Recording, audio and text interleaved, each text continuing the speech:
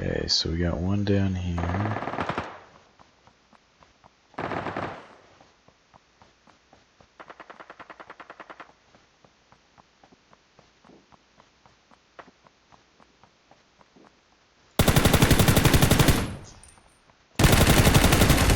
Oh, he should have been dead. That sucked. I guess I shot over his head. Same. Oh well, good games. Good games.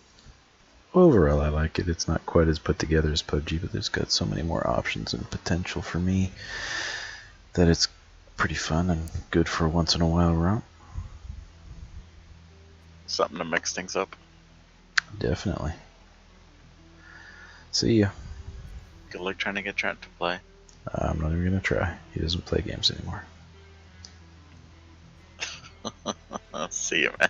See ya. Alright, for a proper end, it's a good game. There's a lot of potential to it, as I just mentioned with Aztek. The map itself is really well deployed, really diverse. There's a lot of options out there. You get a lot of weapons quickly. I don't know if they really need to add a melee option in there, but I think at least punching might be nice instead of adding melee weapons, frying pans, swords, stuff like that from PUBG. Excuse me, getting tired. I don't know if they need to add that, but I think maybe adding the option to punch somebody would be a good way to offset the situation I got in where I didn't have a gun or anything and I got dropped in that way. The vehicles feel heavy, so when you're jumping over terrain map, you don't feel like you're just boom, boom, boom, boom, boom. You feel like it's a lumbering vehicle that has weight and motion to it, so the vehicles feel a little better. Because in most of the PUBG vehicles, you hit a rock or a pebble and the vehicle flips off into nowhere for no reason. A heavy UAZ is not going to do a wheelie like that. No, it doesn't happen. You would have to hit something way faster than we're going. Whereas in this, you saw the Land Cruiser, I hit something and it popped a little bit. Going over a big hill, it jumped a little bit, but it wasn't like for 14 seconds of airtime. Just no, it doesn't happen like that. So I would like to see them add some more vehicles to it, but they got a Jeep, the buggy, they've got the Fiat, they've got the Land Cruiser. That's a pretty good amount of vehicles, and they hold a fair amount of people. So I think the vehicles are a lot of fun, and they did it right where certain vehicles go better off-road, they go faster, they're better handling off-road. Weapons, I think they could use some more weapon diversity to it. I know it's still early beta, but they've got a good amount of weapons in there. The weapons each feel unique, and I've already kind of locked into weapons that kind of fit my playstyle. The LVOA is a good weapon for me. I hate the Groza still, so I don't think I'm going to bother wasting my time with it unless I have no choice again. And I'm not going to bother using it, even if I have it, unless it's the only gun I have. The G28, I think it is, was a great DMR for me. I didn't get to try the Remington 700 because I liked the G26. The auto shotgun, now that I remember it's an auto shotgun, I need to use it some more. Excuse me, sorry. The pistols I haven't really used much. I didn't use the Mosin Nagant either, I kind of skipped out on that one. The M4 is pretty good, it has a bit more kick I think, it's not as balanced as the LVOA, which is why I've preferred to use the LVOA. The AK is not bad. I think it's a little better than it is in PUBG right now. PUBG's AK from a couple updates ago was pretty good. This one just feels more natural. The suppressor, very rare to find, but killer suppression of sound. I like it. I think they're a little too common in PUBG overall. I'd like to see the suppressors be a little rarer. The map needs more players in my opinion. Now I think right now they've got it as a hard limitation due to server capacity, I think, but 60 players, as Aztek said, seems to be the cap that I haven't seen any go above. This map screams for 100, 150, even 200. PUBG's map, it holds 100 pretty well, and I think this is the same size as the PUBG maps, so I think 100 would be fine, but the first few rounds I played tonight, I went kind of out in the middle of nowhere, and I didn't run into any players for such a long time, and I think that might be why it was kind of a slower round. Whereas the last few here, we kind of went nearer to people, and I think that's kind of a good balance. Don't go right with everybody, go kind of a little nearby, then you can loot and run in or catch them running out, and I think that worked out pretty well for us, where we got a lot of kills and had some fun. The way the weapons shoot, to me, feels really good. Some of the guns have really bad muzzle climb and inaccuracy, such as the Groza, so the Groza is really only good at shotgun range, in my opinion. The MP5, you can get some really good burst shots out of, but after that it's kind of rising a lot, not very accurate. The shotgun, I've used the double barrel once or twice, and it was, I think it was pretty good. The auto shotgun, again, the kick is pretty brutal on that. I've only really used that at extreme close range. Excuse me. Yeah, excuse me. And at extreme close range, I don't think that's a very good gun at the moment.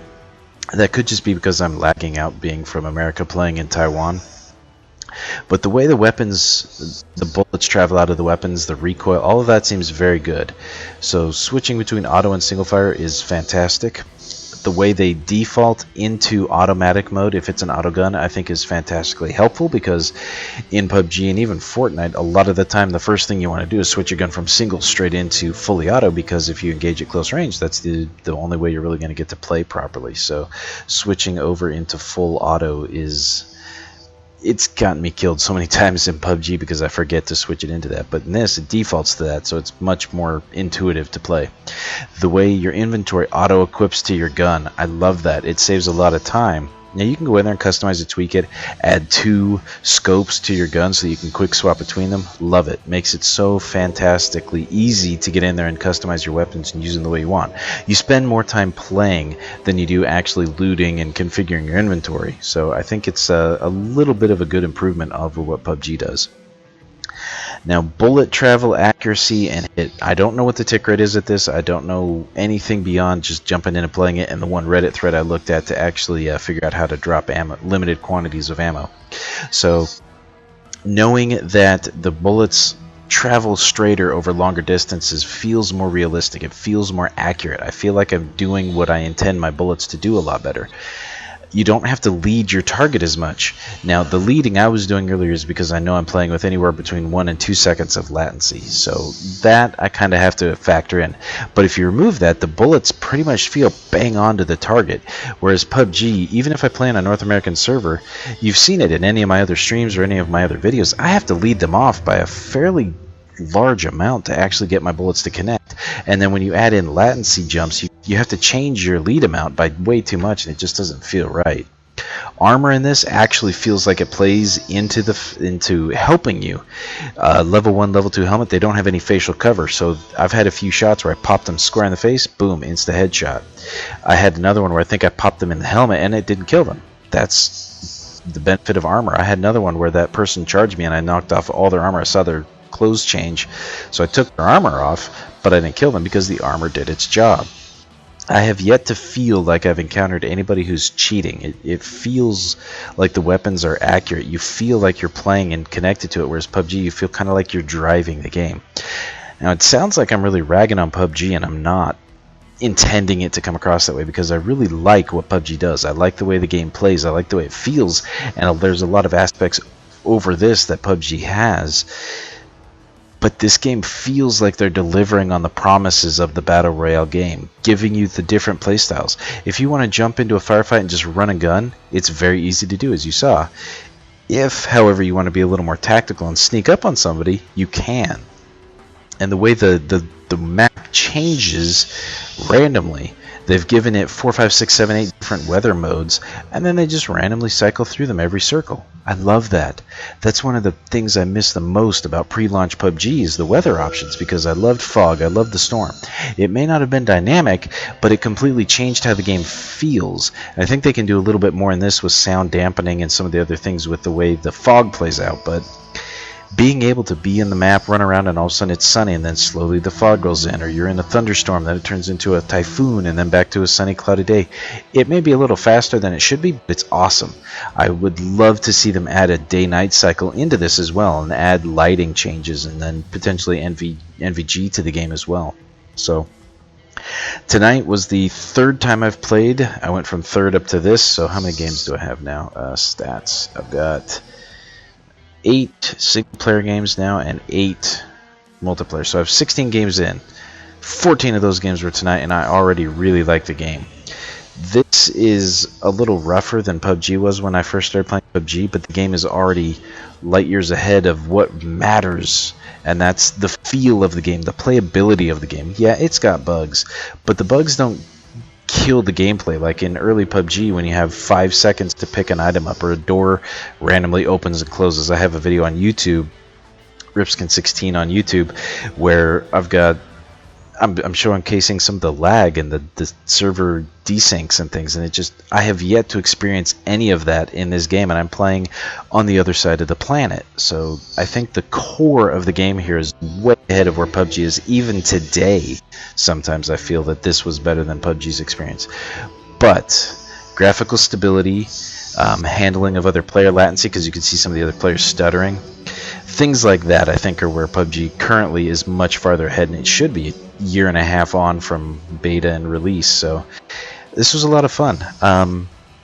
I streamed this off onto Twitch, but I'm going to upload this over to my YouTube channel as well, all 3-4 hours of it. So thank you guys for watching. If there's a lot of interest, I'll definitely play this more, and I'll probably stream, maybe even throw some more videos on YouTube for specific things like I've done with PUBG and Star Citizen, focusing on weapons, fall, and kind of showing more of that stuff. So thank you guys for watching. I had a lot of fun with this. I hope you did. I don't know if Aztek did because it was push to talk key, but this is definitely a game I plan to play a lot more. It's a lot of fun. So thank you guys for watching, and we'll see you next time.